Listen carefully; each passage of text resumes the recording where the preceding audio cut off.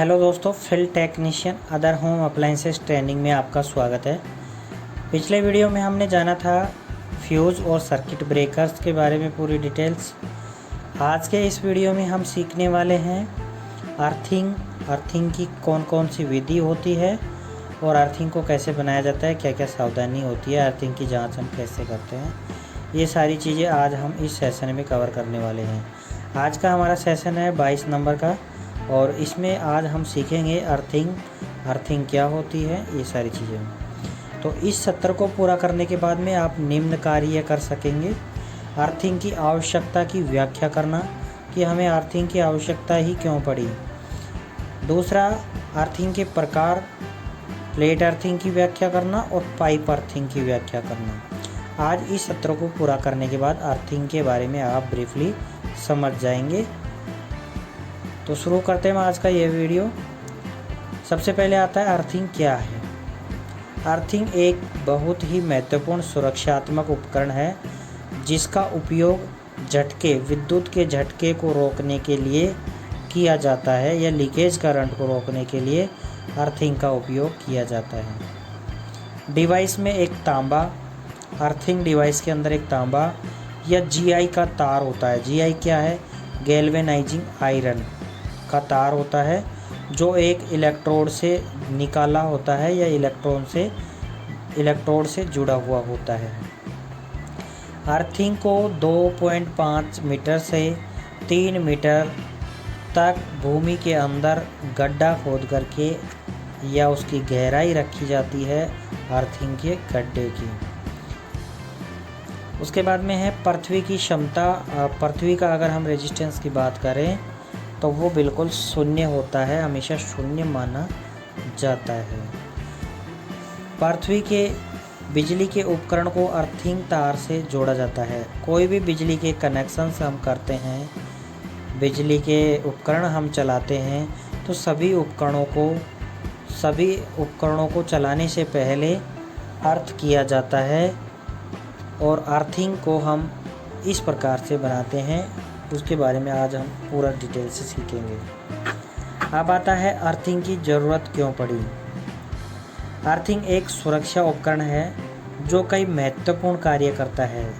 इसके कुछ सबसे महत्वपूर्ण कार्य इस प्रकार हैं कि बिजली से होने वाली दुर्घटनाओं को रोकना, कि एक तो बिजली से होने वाली लीकेज करंट के कारण होने वाली दुर्घटनाएं होती है उनको रोकता है या उनको कम करता है।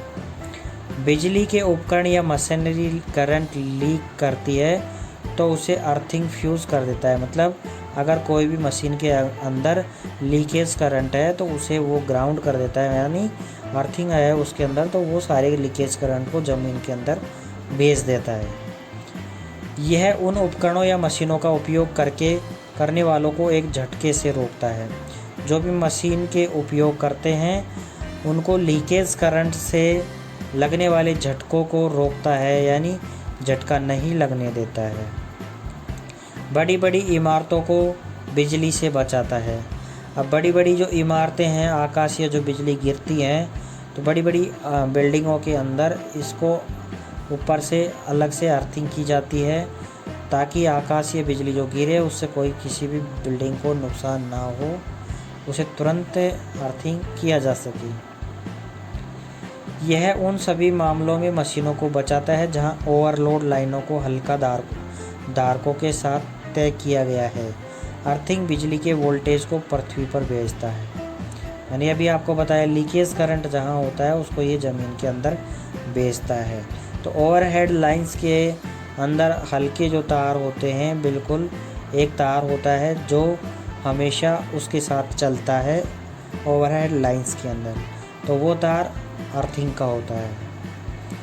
एक लाइन वोल्टेज को स्थिर करता है, ऐसा इसलिए क्योंकि अर्थिंग हर अल्टरनेटर और ट्रांसफार्मर के न्यूट्रल है। अर्थिंग जो होती है दोस्तों वो ट्रांसफार्मर के न्यूट्रल के अंदर भी उपयोग में ली जाती है और वहाँ पे अर्थिंग का इस्तेमाल किया जाता है। इसलिए ट्रांसफार्मर को दो अलग अलग जगह से अर्थिंग की जाती है। एक को तो ट्रांसफार्मर की वाइंडिंग स्टार वाइंडिंग से जोड़ा जाता है ताकि न्यूट्रल हमें मिल सके, और एक ट्रांसफार्मर की बॉडी से जोड़ा जाता है जो अर्थिंग होता है। उसके बाद में आता है अर्थिंग के प्रकार। तो दोस्तों अर्थिंग जो होती है वो 2 प्रकार की होती है, प्लेट अर्थिंग और पाइप अर्थिंग। प्लेट अर्थिंग जो होती है तो आपको फर्स्ट इमेज में दिख रही होगी और पाइप अर्थिंग आपको सेकंड इमेज में दिख रही है। अब हम इनके बारे में एक एक डिटेल से जान लेते हैं। प्लेट अर्थिंग किस प्रकार से होती है और कितना गड्ढा खोद करके इसको किया जाता है। तो दोस्तों गड्ढा तो हम इसके लिए 2.5 से 3 मीटर तक का गड्ढा खोदते हैं और उसके अंदर इस प्लेट को नीचे रखा जाता है। ये प्लेट जो है तांबे की है और तांबे की प्लेट के लिए तांबे के ही इलेक्ट्रोड उपयोग में लेते हैं। जैसे अभी आप यहाँ पे ये इमेज देख रहे हैं, इसके अंदर नीचे ज़मीन से नीचे ये प्लेट लगी होती है। इस प्लेट से ये इलेक्ट्रोड आपस में जुड़ा हुआ होता है जिससे हम अर्थिंग को कनेक्ट करते हैं। तो कुछ इस प्रकार हम अर्थिंग का कनेक्शन करते हैं दोस्तों। ये है प्लेट अर्थिंग। अब आता है उसके बाद में पाइप अर्थिंग। पाइप अर्थिंग भी इसके लिए हम 2.5 से 3 मीटर गहरा गड्ढा खोद करके ये पाइप अर्थिंग करते हैं कुछ इस प्रकार। इसके चारों तरफ चारकोल की परत होती है, कोयले की चारकोल होती है, उसकी परत होती है, नमक का घोल होता है और कोयले का मिश्रण होता है, उसको हम चारकोल बोलते हैं। उसकी इसके अंदर डाला जाता है, नमक डालते हैं ताकि इसके अंदर नमी बनी रहे। तो अर्थिंग के अंदर जितनी अधिक नमी होगी उतना ही अधिक समय तक हमारा अर्थिंग जो है काम करेगा, उतने अधिक समय तक हमारा अर्थिंग चलता है। अब सबसे बड़ी बात ये आती है दोस्तों, तांबे की जो प्लेट होती है उसकी मोटाई कितनी होती है।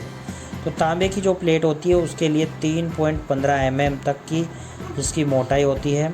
60 बाई 60 mm की इसकी चौड़ाई होती है, चौकोर होती है ये। इस प्रकार से अगर हम लोहे की प्लेट की बात करें तो लोहे की प्लेट होती है 60 बाई 60 गुणा 6.30 mm। तो कॉपर की प्लेट्स और लोहे की प्लेट्स, लोहे की प्लेट की आधी होती है कॉपर की प्लेट और लोहे की प्लेट जो होती है कॉपर की प्लेट से दुगनी मोटी होती है। इसलिए अगर हम बात करें लोहे की प्लेट्स की और कॉपर की, तो सबसे अधिक अच्छी और सुरक्षित विधि जो बात मानी जाती है, सबसे अधिक अच्छी विधि है वो है कॉपर्स की। कॉपर की प्लेट्स जो होती है या कॉपर के पाइप्स या इलेक्ट्रोड्स लगा के हम जो अर्थिंग करते हैं वो अधिक सुरक्षित रहती है बजाय गैल्वेनाइजिंग आयरन की प्लेट्स या उसके थ्रू। तो दोस्तों अगर इसमें एक मुख्य चीज़ ये भी ध्यान रखी जाती है, अगर हम अर्थिंग कर रहे हैं तो अर्थिंग के अंदर अगर हमने नीचे प्लेट तांबे की प्लेट ली है तो इलेक्ट्रोड भी हमें तांबे का ही यूज़ करना है या तांबे का ही उपयोग करना है। अगर हमने नीचे गड्ढे के अंदर लोहे की प्लेट्स यूज़ करी है तो इलेक्ट्रोड्स जो होगा वो भी हम लोहे का ही यूज़ करेंगे। ऐसे नहीं है कि अगर हम प्लेट लोहे की यूज़ कर ले और उसके ऊपर इलेक्ट्रोड जो है कॉपर का लगा ले, उस समय हमारी जो अर्थिंग है वो लूज होती है, कमज़ोर होती है या उसको फेल होने के ज़्यादा चांसेस रहते हैं।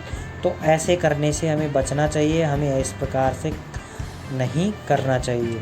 तो अर्थिंग के लिए जो भी मेटल्स हम यूज़ करते हैं प्लेट के लिए, वही इलेक्ट्रोड के लिए हमें उससे कनेक्ट करके बाहर लेना चाहिए। अगर हम 2 अलग अलग प्रकार के इलेक्ट्रोड लेंगे तो वो बिल्कुल गलत तरीका होता है या उससे प्रॉपर अर्थिंग नहीं हो पाती है।